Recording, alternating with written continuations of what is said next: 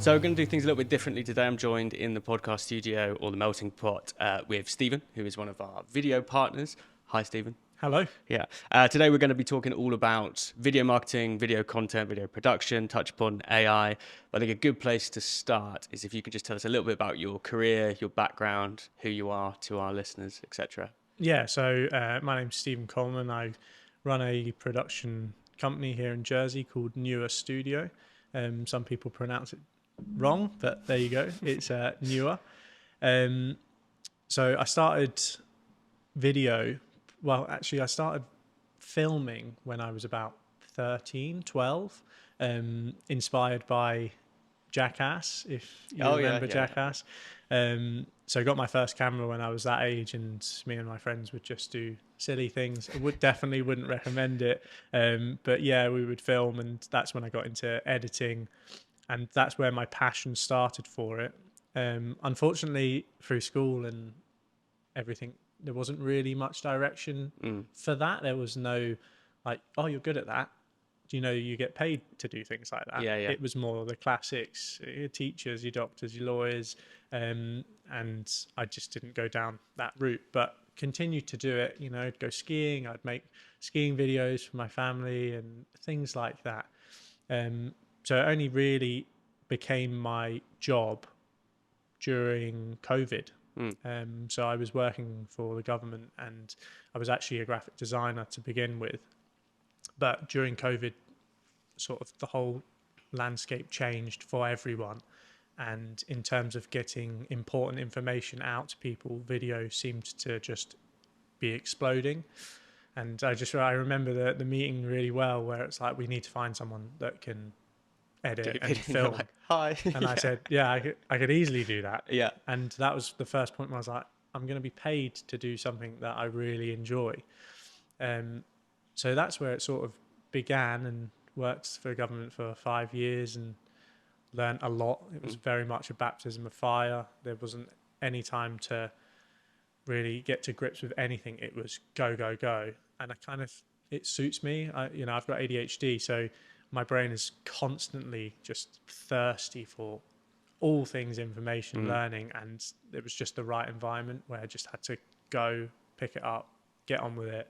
Crack on. Yeah. Right in at the deep end. Yeah. And then after years there, it was definitely time to move on and try and do more creative things.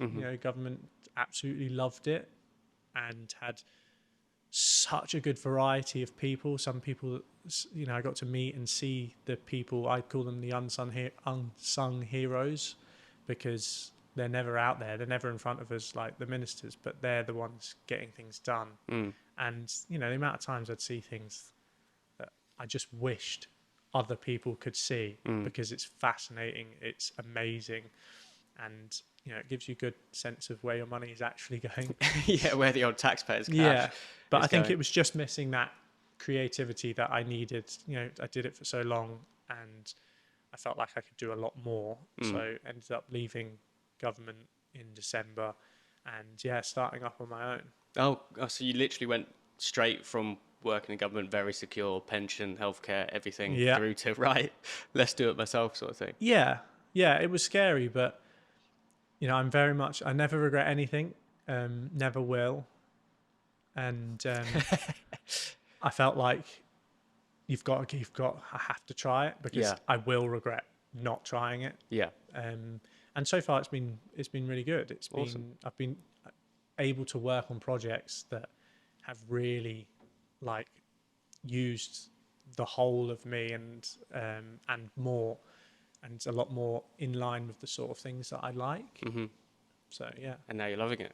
Awesome. Love it. So if we're just going to start diving into sort of the medium of video, why do you think that, well, we can't say it's a new medium that's gaining popularity. It's very much here to stay, and it's a really strong sort of channel for a lot of people. But why do you think it is such like a powerful medium?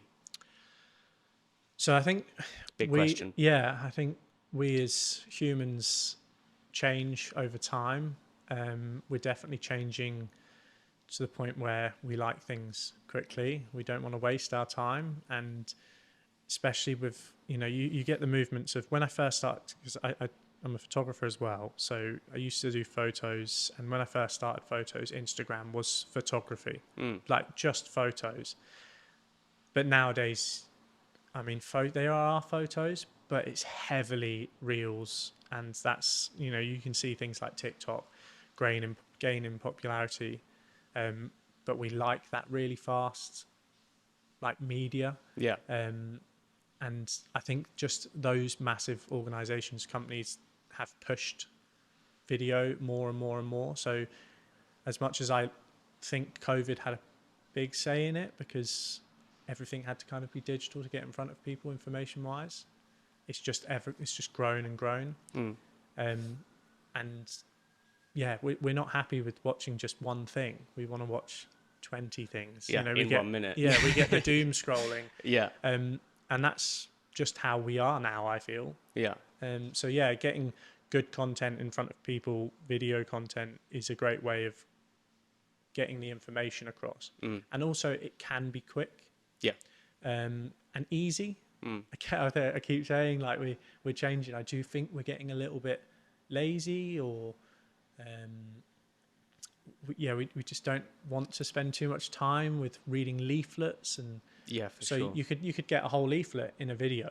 Yeah, 30-second video that just, even if it's literally just reading it to you. I do think one of the key advantages that's often not talked about is just the like inclusivity of video, in that you haven't got to have like, really strong literacy skills or reading skills. Like if you're to read, I don't know, or if you're interested in a subject, then watching a video sometimes can be just the best way to actually understand it, versus like, I don't know, listening to a podcast or reading about it or any other kind of like formats, like I think video enables a lot of people to be involved and access the information a lot more than like traditional media formats, which is why I think that kind of within the marketing funnel, video works so well, like pretty much all the way through, whether it's like an awareness campaign to kind of get more traction for your brand, whether it's like an explainer video once they're in your kind of ecosystem and you're trying to explain how your SaaS product works, or whether it's like a little nurture email after you've onboarded and it's like a quick note from your account manager, just sort of piece to camera saying how you're getting on.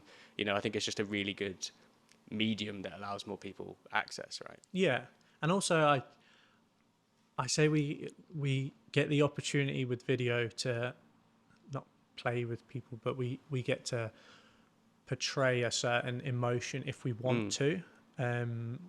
We have two senses we can play with, which is sight and sound.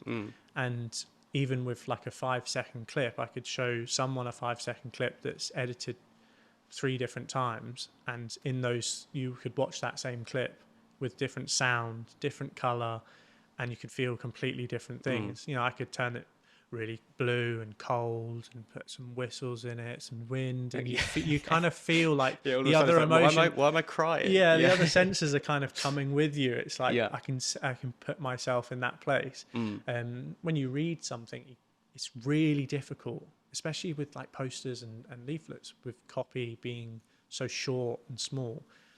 It's kind of just information. But yeah, I like the fact with some videos you can really like touch people. And you can really convey like a feeling. I think like more so than just something that's static with colors and words, right? Like you can really emit stuff, which is a really nice segue actually into my next question, which was like, what was the first sort of video campaign that you saw that kind of made you go, wow, that's how you do sort of video marketing, or that kind of maybe pricked your ears up to the power of the vehicle of video? Yeah. I'm going way back, and I think it was touched on briefly in the stuff I'd seen before, but the old Nike. Yeah. Obviously, I've written those down as well. Yeah, it was the ones I was thinking is when they had I think it's Total 90, or it might have been Pepsi. I can't remember, but they had everyone. Like when I watched football back then, it was Ronaldo, Ronaldinho, David Beckham, Zidane. All of them were in it. Thierry Henry, waltzing around in his house. They were massive, and I was like, that's so cool. Now I do this sort of stuff. I kind of know that it's edited together, but the way you've watched it, it's like, well, they just kicked the ball to him. It's like, so I'm so Oh, young. I know the one you're talking about. Yeah. That's kind of doing the keepy ups around the like house or the passes or whatever. Yeah. And that was massive. And, it had effect on me because next minute I'm wearing total Nike football boots. And that's what I want to wear because I want to wear Nike because it's huge. And they've got all these players. I hope it's not Adidas because I'm pretty sure I it's, think, yeah, it is. because I remember Rooney as well. He had the total Nike, and it was really simple because it was kind of, Rooney's one was kind of like handheld, almost like fly on the wall kind of. He's putting his boots on and he's hitting these targets, and the camera's one of the targets. It's got the 90 target in the very center of the camera, and that was just like incredible. Yeah, everybody was like, is it real? Did he actually do that? Yeah, it's funny you say that because one of the ones that I wrote down in response to this was so there's the obvious ones where it's like, wow, that's how you do video marketing, which for me was the Apple's for the here's to the crazy ones video. I don't know if you've seen that, and I've spoken about it before in here, so I won't bore people with it. But the other one that I wrote down that was really interesting was Ronaldinho's advert when he gets delivered the gold and white total 90 or no Nike Air Legends, I think, or Nike Tempo football boots, and it was the first kind of campaign I think I ever saw, and I think I saw it on YouTube, and it was, to me, it was sort of like the inception of like user generated looking content. Like it was shot sort of point of view from the person behind the person giving him the football boots. He puts on the football boots and then just starts like doing sort of crossbar challenge, and the ball keeps going back and forth. And it kind of, one, it like made you really want the football boots. Two, it kept you watching because it had that kind of like magical element to it of like, is this real? Is this not real? And three, like at the time, it was kind of against the grain of all these kind of like really high production videos because it looked like it was sort of shot on like a dodgy camera. It wasn't like super duper HD, and it felt like you were just at the training ground with him when he was doing it. And it's funny how that campaign, like instantly when I started making notes on this podcast, that was the first one that came to my mind of like, yeah, that made an impact on me. And I remember it had that shareability factor as well. So it was really ahead of its time in that I remember sitting there watching it in the common room at school with all the lads watching it like, is it real? Is it not real? And you'd want to go and have a kick about. But it was like the first time you'd want to kind of show a video to your mates. Do you see what I mean? So it's kind of very similar to what happens now with Instagram, where you'd like tag your mate or share it to your mate or whatever, but it was all on YouTube, right? So. Yeah, and it's like that campaign was obviously well thought out because, as you say, it was, the way they've made it even more real is because it's sort of filmed in that way. Because if it was like some of the polished production ones and you see him hit the crossbar 3 times, you're like, it's probably fake because everything else looks just CG and there's lots of stuff going on. But because instantly you feel like it could be something you see with your own eyes, you're questioning yourself. It's again just playing with our emotions. Is it real? Is it not? Yeah, it's an interesting tactic that there is quite a lot of that goes on. Because another one that's just sprung to mind is there's the Pepsi ad with Beckham, which I guess was the other end because he was always Adidas instead of Nike. Yeah, and it's like a shot of him on the beach, and I think he lines up like Pepsi cans on bins in the distance. There was one with a bin. Yeah, and then he's like kicking the ball at the bin, and then obviously taking a sip of like a Pepsi can that's all got like super chilled looking. It's interesting how those sort of football-y campaigns stick with you, isn't it? Yeah, they sort of like dipped off a bit after that era. Yeah. They kind of sort of disappeared, but now like Nike are doing this one with Cole Palmer, and I find them brilliant. He's sitting, I can't remember what the tagline is now, but it's very bold, and Cole Palmer's obviously just this very relaxed character, and they've played to it so well. He's just sort of sitting in this old office, like leather chair, wearing an oversized suit. It's just brilliant. Yeah. And it's good to see that they're sort of bringing back, because I loved the Nike Adidas rivalry. I was always going between Nike and Adidas boots because of these adverts. Yeah, it's an interesting tactic, isn't it? I think because it's like a combination of, obviously there's the stars there that we resonate with. It's like, oh, that's Beckham, so I'm going to pay attention to it. But then the vehicle of video really kind of making it exciting. Do you see what I mean? So if any other campaigns that kind of made you go, wow, that's a great video campaign, or you can have a think and we'll come back to it. Yeah, I was trying to think yesterday, trying to think through some of the ones. Obviously, again, a footballer. Like my childhood was football. So Thierry Henry's Vavavoom Yeah. was What was that? A car? yeah. Yeah. It was was it a Fiesta? I feel like it's a No, Fiesta or a Fiat, maybe. It's a French or like a Alfa Romero, maybe. maybe. It's But funny. yeah, I just remember it, and that was big because of Vavavoom. Yeah. Like that was And it sticks it. with you. Yeah, and Yeah. it instantly, whenever you say it now to someone who lived during that time, they know. Yeah, it's funny how that period of time, because I took some more notes here, and I think that Ronaldinho ad that I was talking about was 2005. But another one from that era, which is the complete other end of the spectrum, and I'd love to know whether you remember it or not. But it was Peter Kay's adverts they did for John Smith's beer, which again had football involved with it, but it was like no nonsense was the campaign, and they're in a circle all doing keepy ups Oh like yeah, on a cold of course. Sunday morning, and he takes a swig of the beer and then just boots the ball Have and it's it. like have it. Yeah. Yeah. I mean, again, that just shaped our existence Yeah. at football, because at training, it's people would do it and Yeah. they would shout, "Have it!" Yeah.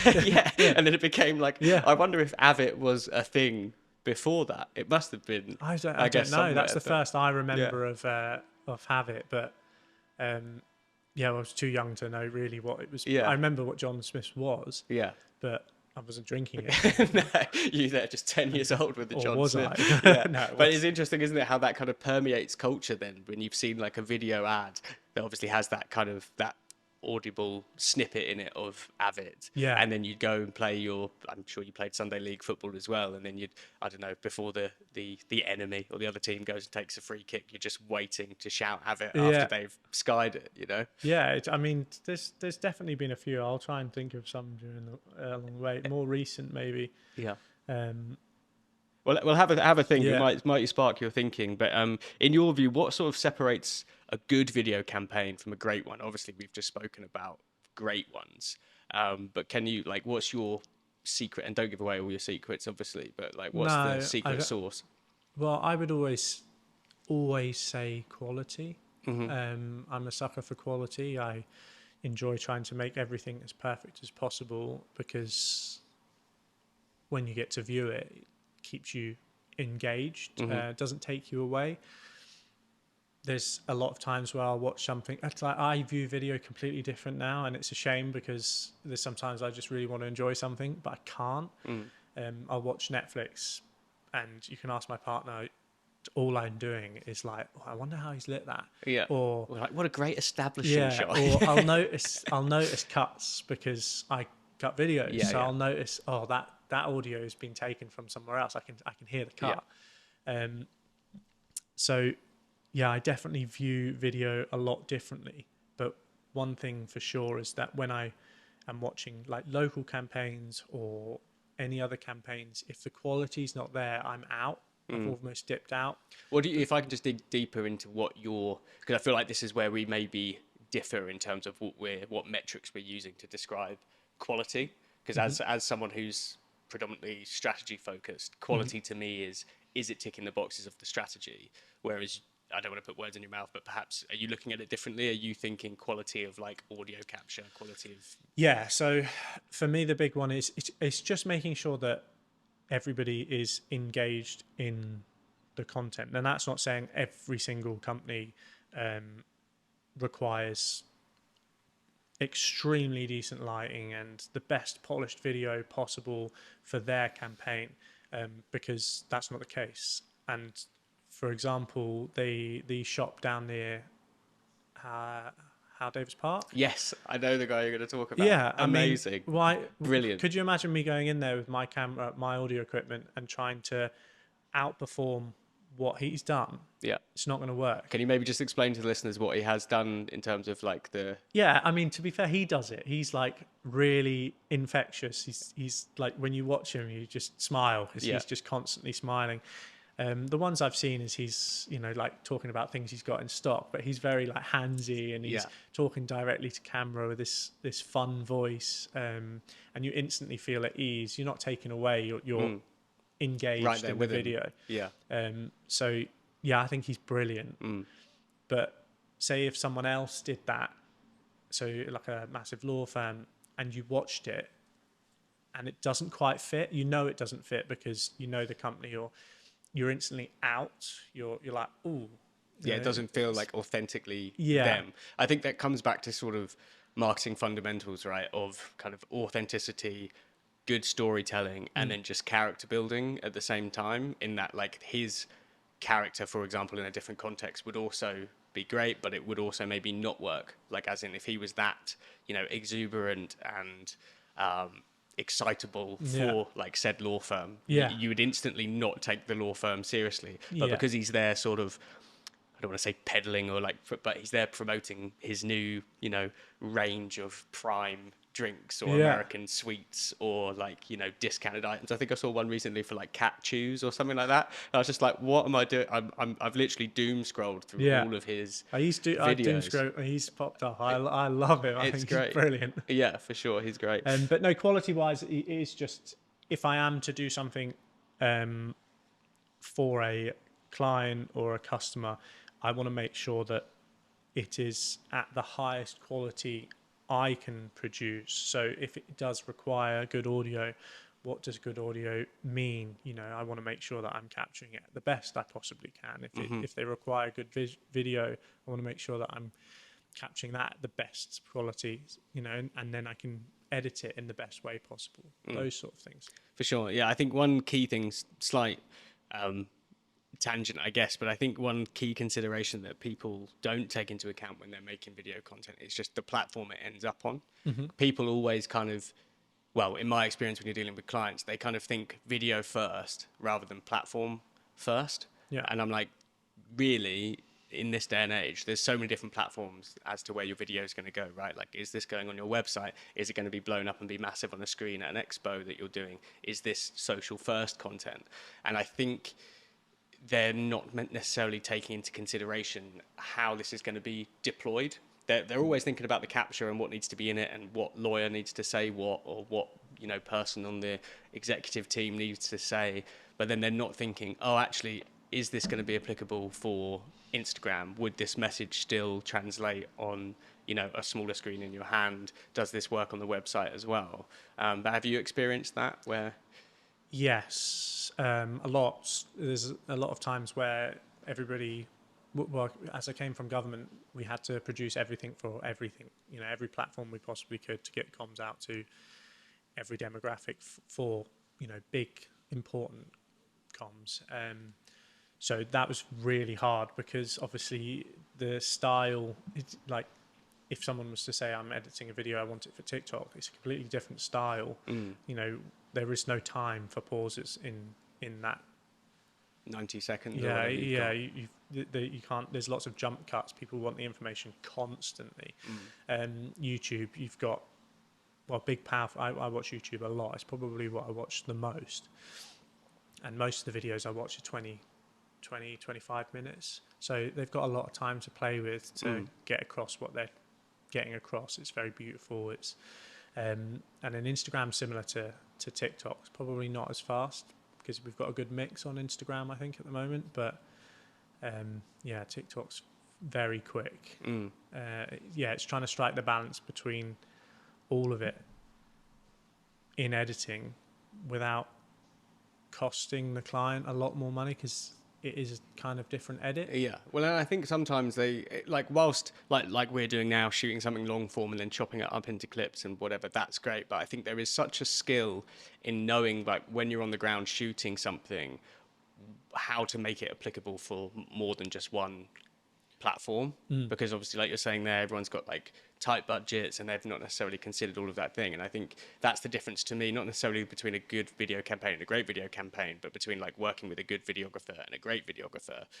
Lots of people are good at pointing and shooting in this day and age, even all the way from, proper filmmakers at the top end through to just vlog and Instagram people at the other end. But like knowing how what you're shooting translates to the platform that it's going to end up on and making it engaging is the skill now, I think. We don't get the luxury of just filming for one now. Obviously, I'm a big fan of cinema. I love cinematography. I love Netflix. So the majority of the things that I know in my head and composition wise is all 16:9. Then trying to make it that on a 9x16 doesn't quite work. So if people have been on my Instagram, they'll notice that I'll do the rotate. So it's still landscape. You have to rotate your phone, but that's how it's shot. That's how it's supposed to feel. But the amount of clients now that want both for social, so it means that when we're filming, I'm filming landscape with the thought in my mind that I want to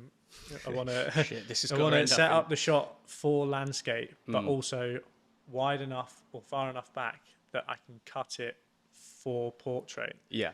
But then you do get some that are just social firsts. And I always say really early on, are you sure you just want it social? Because I will film it portrait. Yeah. Because you get the best use of the camera that I have. You're using the sensor at its highest, and you're not cropping in, you're not losing any quality. But most of the time they say, actually, no, film it landscape because we might need it in the future. Need it for something else, yeah. Just in terms of other things that make good video campaigns, great video campaigns, I've made a note here to talk about strong storytelling, which we've touched upon there. But I think, again, that translates across all platforms. And I think a key thing for me that makes you kind of stop in your tracks is like an emotional hook or a strong story. How important do you think sort of understanding storytelling and how to convey emotion is when it comes to video? Yeah, really important. If you don't have one, you almost feel like, what have you... What's the point? What have you done? Yeah, when you finish watching, it's like, right. Okay, and there's definitely been times where I've watched things like by huge companies in the UK for huge brands, and I'm like, what? What have I just watched? That was for that, and I'm Googling, what the product is, and it's completely different to what the video I've just watched. There was one recent, I'm never going to remember what it was, but yeah, both me and my partner were just thinking, why? Yeah. That's so bizarre. And then, with no story, there's, we always try and have a start, middle, and end for everything. So you've gone on a journey, you get some information, you get the body, and then you finish and you're like, that's nice, or that's not so nice. I want to try and get someone to do something about that. So it's really important. It's sometimes quite difficult because I'm a big fan of having video available to everyone because it can be expensive. But when you say that, there's limited budget, so you don't get them the greatest story, or you're trying to sometimes create a story yourself through some of the clips that you film.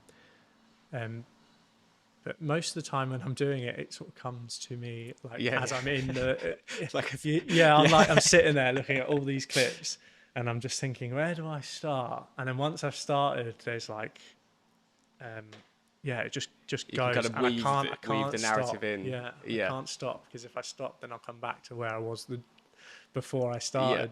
No, where was I? I completely agree. It can be difficult.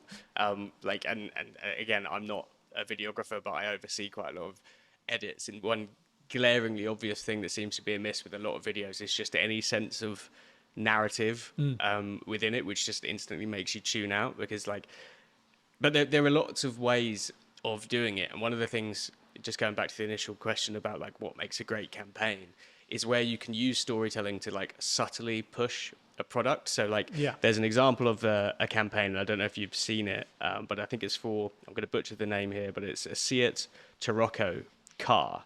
And essentially the whole premise of the campaign is you don't stop because you get older because you stop. And it's like a 2-minute video, and it's this ice diver in sort of Alaska or something like that, and he's there and he cuts out a hole in the ice and dives in. And obviously the premise is stick to what you do that makes you feel young. And it's 2 minutes of this bloke just swimming. The soundtrack's amazing. He's walking with a sled through the forest, and it instantly gets your attention because you're like, what's going on here? And then at the end, there's just one shot of a car driving through Alaska, and the tagline comes up of you don't stop because you get old, you get older because you stop. And that kind of narrative of or just connecting with you to be stay young, buy our car, basically is the premise. But it just gets you instantly, and you're kind of it's so subtle, but it's really a really clever way of drawing intrigue and then putting a product in front of you and having a load of associations around this car of like, this car is going to make you feel as if you're younger for longer, etc. Was there any voiceover No, just at the end? no, there's Yeah, no, so that's no voiceover. It's literally like just a really good kind of mellow song, really nice establishing shot of the guy walking with the sled with his gear in it and his knife, and then he's cutting the hole. And then there's a really good shot of him sort of under the ice looking up, like, so he's like trapped by the ice, and then he goes on a little swim, and then that's it. I'll have to send you a link to it because it's great. Yeah, it's always that's the hardest, is to not have a voiceover and try, because it's all on the visuals. It's to put across the story, and without pre-production or scripting and things like that, it's quite hard because you kind of want to follow the journey to make sure to you've understand got it what you're going to get from in the your video, head. right? It's one of those where like, and this always fascinates me when they're obviously like a massive car producer, and I can imagine sitting in a room pitching that idea to their executives to sign off, and they're going to be like, right, so when does the car come in? But it's almost like emotional value over features, right? Which is kind of like a key marketing strategy in my view, or like outcomes and feelings, rather than like, because they could have just banged on about V8 engine, I don't know, tires that you can drive in snow or whatever, but they don't. It's literally like, you'll feel younger if you drive our car, which is great. But another thing they do really well in that advert, which I'm interested to get your thoughts on, is just music choice. Like how important would you say that kind of music choice is when it comes to video? Like, I spend way too much time looking for music. I know of music, can't use a lot of the music that I like because you could get a license, but the people that I work with are never going to pay for that. I use like royalty-free music.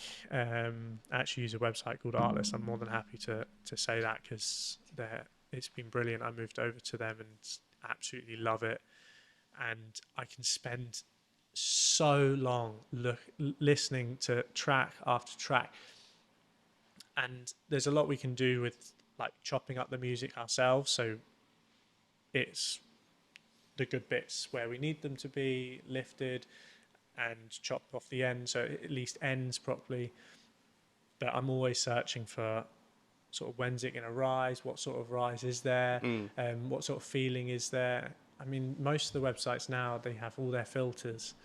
It's like uplifting, funk, corporate, school, education. Corporate's a classic. I'm really not a big fan of the corporate stuff. It's very plinkety plonkety. It's more of just a music bed that there's something there, so it's not just awkward. But it takes a long time. I did a recent edit with you guys actually, and I won't say the name because I don't know what's happening with that one yet, but like, that took me ages because I kind of knew the clips that I had filmed for. I knew the clips that I had. I knew the weather on all of those clips because I was there, and I then had the script for the voiceover, and I kind of needed like that music to match all of it. So we again had that feeling of like a rise that, it's bursting through. I can't say too much. But no, it's kind of like, I think it's make or break. Like, I think music on video campaigns is make or break for sure. Like the amount of corporate videos where you see some, and apologize for my language, but like twatty like xylophone in the background, and you're just like, this has just cheapened this whole production because you don't want to pay for the license for the music, which would just, anyone with half a brain would watch it and just tune out because instantly it just sounds horrendous. And I think people really underestimate not necessarily just music, but like audio in general. And like, fortunately recently we've had some really good examples of kind of like audio being used in a way to kind of build the brand. So there's like the Domino's Woohoo thing, which I've spoken about before. There's the Jet2 holiday voiceover thing, which to this day don't really know why that became, it's just sometimes a thing. But if anyone needed like an argument as to why audio, voiceover, music or whatever is so important, it can be the difference between just having a good video or it being like a global sensation, just through sort of music choice or voiceover choice or scripting. I think it's a really powerful tool.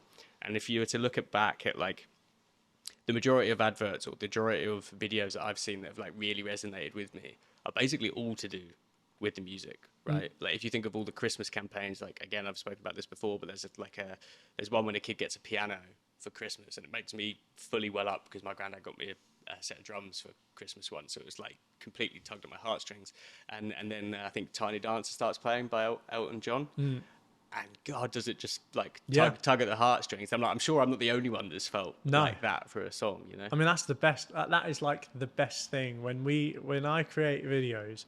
If I can make someone feel something that I'm thinking of, Yeah, it's like job done. oh yeah, it's and it happens to me all the time. You know, I'm quite a sensitive chap. Anyway, Anyways, crying watching a car advert. I mean, I've got a little 6-year-old, so I've probably gotten more sensitive over time. But the amount of videos that I watch that just like, oh, right, okay, that's hit real deep, and I've just watched I've just watched a video. I know it's also actors and but it's you can really lose yourself in. There's a really good one recently as well in talk of kind of recent video campaigns that get me, and it's this Cadbury's one. I don't know if you've seen it, but it's at a petrol station, and the guy goes up to it's petrol station at night, and the guy goes up to the counter and says, "Can I have a bar of Cadbury's?" And then he leaves it there for the cashier, and then the cashier says over the voiceover, "Thanks, Dad." Like that. I don't know if you've seen it, and he's just buying petrol, and he's bought her a chocolate bar, and she's obviously like a teenager and hating the fact she's working in a petrol station or whatever. And it's so simple, but just this interaction between sort of father and daughter, and that you don't know initially that they're father and daughter, and he's just bought her a chocolate bar. And I remember watching it, and I'm like, why do I feel like I'm gonna cry? Do you know what I mean? And it's just like super simple, but for some reason it just hits you in the feels. Yeah, I don't get to see many like normal adverts anymore. As I say, I mostly watch YouTube, but most of the adverts I get are like Artlist or very video heavy. Buy this camera. I'm like, no, please stop. But no, I don't get to see the normal ones unless they end up on Instagram YouTube or YouTube. It's interesting, isn't it? Because that's quite a nice segue into the next point of like not when you if you're producing video and it's not fit for platform. I think it's interesting at the moment how, like you've said there, like whenever I'm on YouTube, I find a lot of the video content is very like high octane feature focused stuff because they know they've got 30 seconds and it'll normally be like a really strong hook of like edit all your videos in 30 seconds or whatever. But when you're on TV adverts now, I've sort of seen this trend where you don't really see much sort of talk of features and stuff anymore. It's way more kind of like emotionally driven and storytelling driven versus like a YouTube where it is just like feature 1, feature 2, feature 3, buy now, subscribe, free trial. You know what I mean?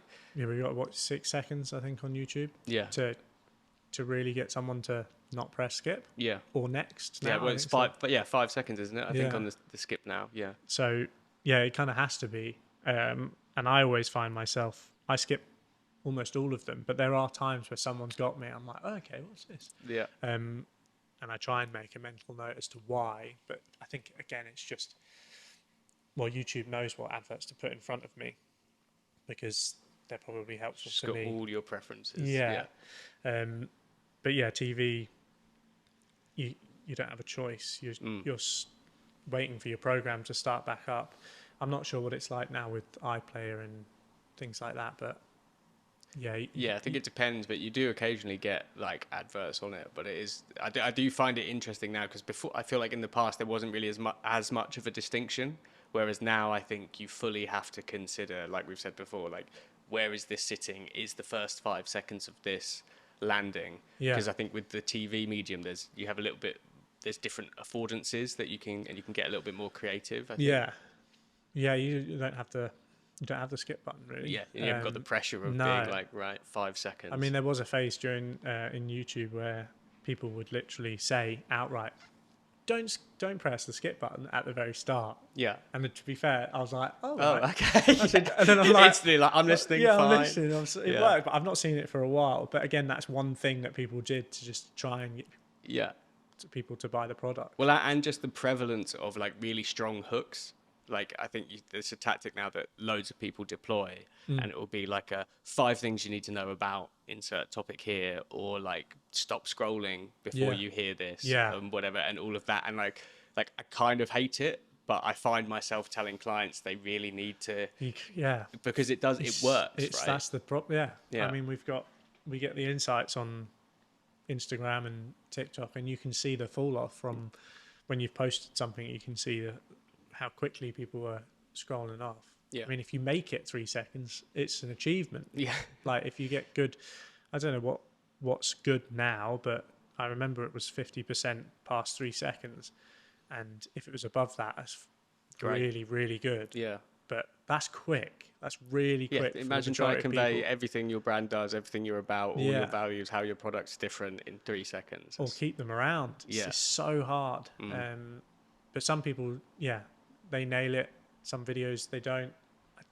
It's hard to keep up with what's working. There's no real like guidebook as to what's definitely going to work.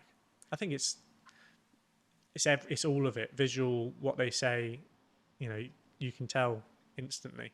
If it's a really tacky video and it looks like it's got low quality, people are going to scroll up, even though if they have that really powerful hook at the start.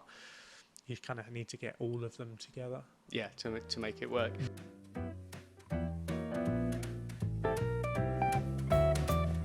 So how do you think, just changing tack a little bit, but how do you think the kind of production process has changed in the last few years? Like obviously AI has become massive, but have you noticed, are you sort of pro AI? Are you a traditionalist? Massive fan of AI technology. I've always been a massive fan of all things technology.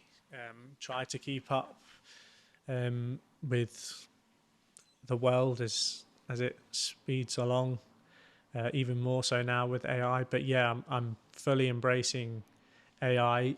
We've seen AI come into post-production quite early on, I would say. The first one being just the classic subtitles, because that is considered AI, where it would listen to your audio and it'd create you a subtitle track.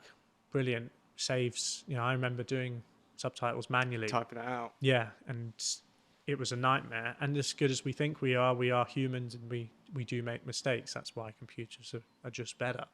And there would be mistakes which would lead to more amends. It just overall added a lot more time.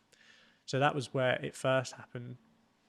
And then it sort of slowed down a bit. There was a little bits and bobs that came in, but now it's ramped right up. There's so many, I'm a DaVinci Resolve user. I use Prem as well, but I've shifted over to DaVinci, and the stuff that they've added, they had an update version 20, and it's just phenomenal. Things that I'd probably compare it to when you build a house. When people build houses, you spend a lot of money and time, and you don't actually see a lot that's done, because it's like the first fixes of electrics and plumbing. It's all hidden. You spend a lot of money. It's taken a long time, but you can't see anything. Yeah. Because it's all behind the walls. When we edit, there's certain things that we do that take a lot of time. So like audio, like color grading. With AI coming in, some of those things are getting reduced heavily, especially audio recently. There's been really good, powerful tools that have been introduced to DaVinci that has just helped that. So I'm really looking forward to seeing where it goes. There's also tools that you can use outside of the software itself, which are powerful. People have been using Adobe Podcast for a long time now, where it will almost it sort of ties in with the quality thing as well. When you hear really bad audio, you're instantly off. Audio is really important, I think. But say if you did record someone with a phone, you can chuck it into Adobe Podcast and it cleans it up, and it's incredible. Like it just transforms your dialogue, where it sounds like it's in a podcast studio. Yeah. Within reason. Everyone's there like, well, fine, I'll just do it all on my phone. It is really, really good. Yeah. Do you think AI is sort of enabling more people to be more creative? Yes. I know there was a question about, is it everything becoming a bit more generic? I'd say it's a mixture, both. Depending on how you use it, And I'm not going to tell anybody to not use whatever they want, because go for it. The more people use things, the better we can get at them. But there's a lot of jumping on like what's trending, and then it becomes all the same, and then it disappears. The way I would use it is like a bit more creatively. So there's recently been some things. So Adobe Firefly had come out, and again, it's a really powerful tool, and I can see certain people in my field using it for things like transitions, and it's incredible. We're talking 2-3 seconds of a video, but you could go from one scene, you can tell Firefly, this is the last frame from this scene, and this is the first frame of this scene. Create me a transition between the two. And some of them are incredible, like magic. Yeah.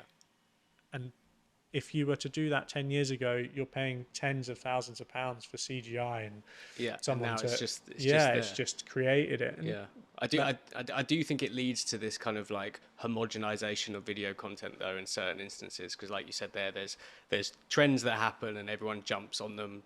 I feel like for a while over the last few years, every transition has been like a flame or a light flare, which I'm not like opposed to, but I think what killed it was that like CapCut had like 10 of them, just everywhere you'd see it. Do you see what I mean? And I think that is the issue. But this is where I think the kind of the skill with using anything that kind of is a lower bar of entry is getting good at sort of discerning what is actually good and what is just easy to do that looks okay. Yeah, the film burns, and no, I've used them when I've had to. We all have. It's fine. I know it's not something I choose to do. I kind of want to lean heavily on things I can do in camera, because I feel like that's a skill, and it's definitely a skill that I want to get better at.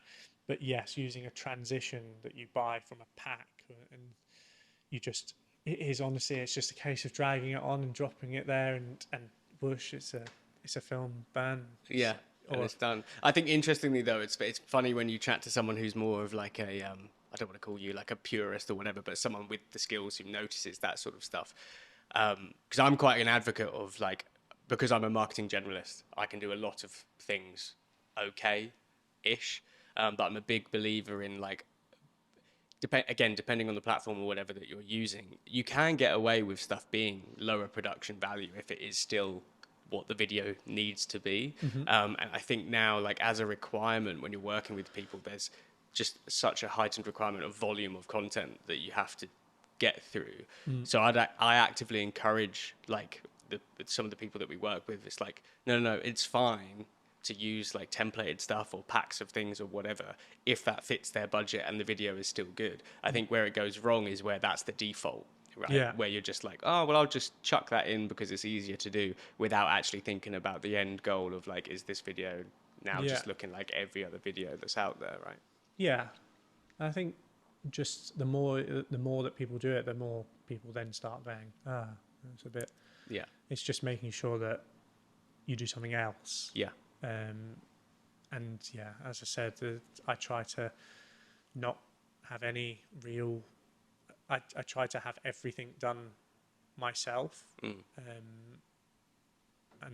that's not to say I'm on Instagram. There's lots of people that I follow that inspire me, and I go out and I film something and try to replicate it, but not for any other reason than to just learn how to do it. And none of them are film burns and things. It's more the transitions, and I feel like that will remain special because it's difficult to achieve. Yeah. Until everybody gets really good, and we've all got phones, more and more people doing video, so which is great. You know, I love video, so the more that people do video or digital anything is fantastic, because I think it's brilliant, it's fun, it's rewarding. So yeah, keep doing lots of videos. Keep doing lots of things. Yeah, because I don't know if you're like me, but I've kind of I've really I really enjoy the fact that like creative output is being democratized and that it's less gatekept than it used to, because one, I think it enables people to hold creatives to account a lot more. Two, I actually think it puts more value on the creative output, because if you have just used a bunch of tools that are easy to use, but the creative is still good, then that is still the creative making it. Do you see what I mean? So Yeah. the value is in what they've done, but it just means that more people can provide something to the world. Like when you look at all the, like when people have used AI to kind of make scenes of Star Wars that haven't existed and stuff Yeah. like that, I love it. I'm like, that's great, and you just wouldn't have been able to do that like 20 years ago, right? No, no chance. Yeah. Not a chance. I mean, yeah, my job and what I do is accessible now to, well, anyone really, absolutely everyone and anyone, within limitations. That I say that, there's that classic saying where tradesmen should never blame their tools. Now I say with my job, it's like I think you can say that, because there's certain things that I could achieve with my camera that you've got no chance of achieving with a phone. With lenses, with low light, like I can basically film in the dark with my camera. It's amazing, and it will remain good quality. With phones, you couldn't. But if it's daylight, go for it. Phones, if there's enough light, it's a tiny sensor. It needs that light. It will look really good. It's still 4K.